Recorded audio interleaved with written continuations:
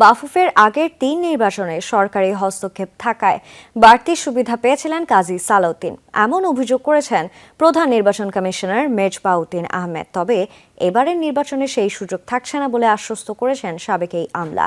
জানান, গ্রহণযোগ্য ও নিরপেক্ষ নির্বাচন আয়োজনে সর্বোচ্চ সচেষ্ট থাকবে কমিশন।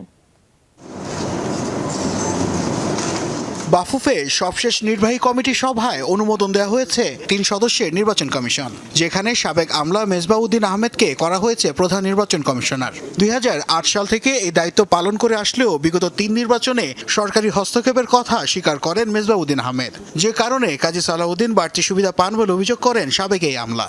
সরকারের প্রভাবের জন্য সুষ্ঠু প্রার্থিতা হয় নাই, এটা অনেকের মনে ক্ষোভ আছে যে প্রধানমন্ত্রীর সঙ্গে বা প্রধানমন্ত্রীর পরিবারের সঙ্গে ঘনিষ্ঠতার কারণে সালাউদ্দিন সাহেব যে সুযোগটা পেয়েছেন সেটা অন্যরা পেতে পারতেন। যদি প্রভাবটা না থাকতো নিরপেক্ষ একজন পেতে পারতেন। আর এখন তো ইনফ্লুয়েন্স করার মতো কেউ নাই।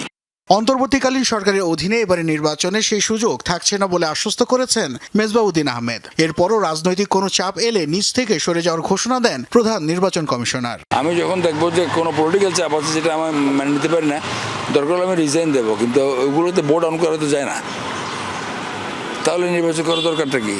৫ আগস্ট বাফুফের বর্তমান কমিটির মেয়াদ শেষ হচ্ছে। এরপরই দায়িত্ব গ্রহণের কথা রয়েছে নির্বাচন কমিশনের। দ্রুততম সময়ের মধ্যে সভা ডেকে তফসিল ঘোষণা করবে কমিশন। প্রজ্ঞাপন জারি করার সাথে সাথে আমরা একটা বৈঠকে বসবো।